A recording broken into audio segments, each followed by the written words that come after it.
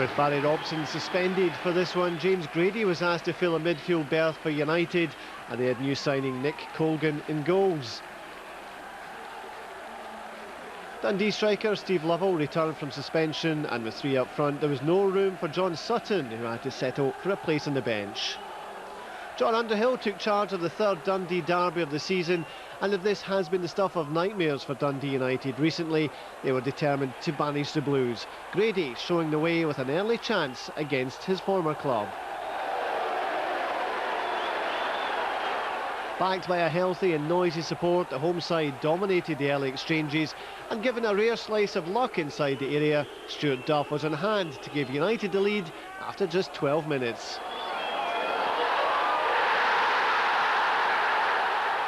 It's a kind of fortune that hasn't visited United too often this season, and might have been a sign that their luck was about to change. If so, it couldn't have come at a better time, and if Stevie Crawford had shot closer to the near post or to the in-rushing Jim McIntyre, it might have been 2-0.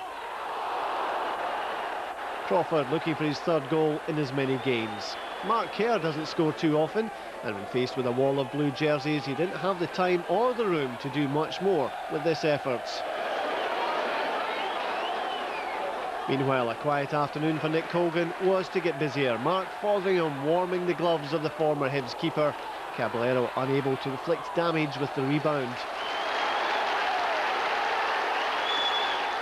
Out of their shell at last, Dundee forced the pace. This time, Steve Lovell forced the save from Colgan. And the United fans relieved, no doubt, to see a safe pair of hands in goals.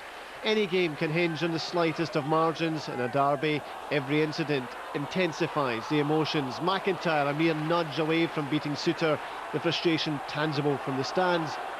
And it was even more so at the other end as Caballero came so close to scoring. Close enough, in fact, to have the Dundee fans convinced he had. The officials remained calm and unimpressed amid the bedlam. Impossible to see from here, you have to accept the official on the line was in the best position. But the visiting fans didn't have long to wait before they were jumping up and down again, and this time in celebration. Caballero found Tam McManus, who in turn notched his second goal for the club.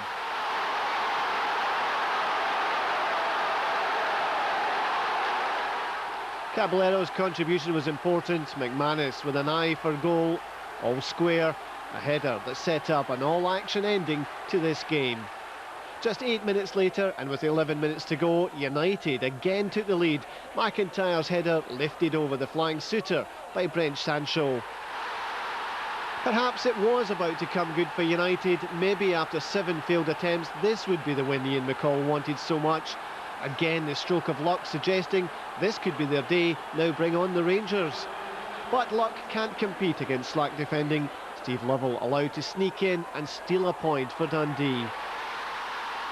It will matter not to United that this was one of the best Dundee derbies for some time. Same fixture, same sense of disappointment. It will feel like victory for Dundee and Jim Duffy.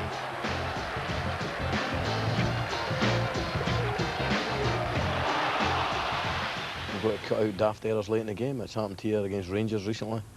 It's happened on 3 or 4 occasions. Dundee scored a goal against us with 2 minutes to go at Dens, which was a joke goal. So we've got to stop doing that. But we've been saying that for a wee while now, and it's going to have to start happening. Well, I thought it was a magnificent game. Tremendous advert for a Tayside derby. I'm sure, you know, as managers, myself and Ian will be disappointed with some of the errors leading up to the goals. But as a spectacle, I thought it was tremendous.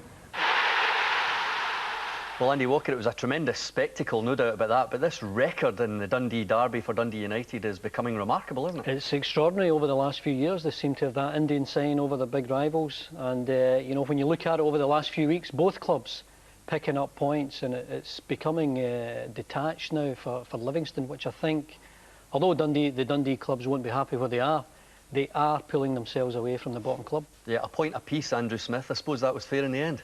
Seems to be, but not if you actually believe the comments of Ian afterwards. He seemed to say he dominated this, dominated that, as is his wont, but everybody else I've spoken to and people, the reports I've read, it seems to be that a draw was a fair result. But what really gets in the gullets of United fans is without the 7 points that Dundee have taken, they would be detached at the bottom. They would be out of sight. they could actually kind of condemn their great rivals to a potential relegation battle, but they've kept them afloat. Andy, talk us through the goals. Duff getting the opener. Yeah, it's not often he scores. I think that's his first goal for Dundee United, but he's in the perfect position here just to pick up a bit of a rebound, and he hits it home. But I think Dundee were always going to equalise because they've got this great threat up front, like Caballero, Lovell, Sam McManus coming in now, and I think that's why they'll probably win a lot more games now between the end of the season. They've definitely got a goal threat up front. Took them a while to equalise, of course, but McManus, as you say, on the end there. Well, he's given them a bit of a spark. He's come in just recently. That's his second goal, and nothing will endear him to the home supporters more than a goal like that. Now, at this point, Andrew, Dundee United go 2-1 up. There's a bit of luck involved in the goal, and the fans have to be thinking the hoodoo's going to be broken here. Yeah, well, perhaps they don't, because maybe they've got to expect late goals, and it seems to be that Ian's almost expecting that now.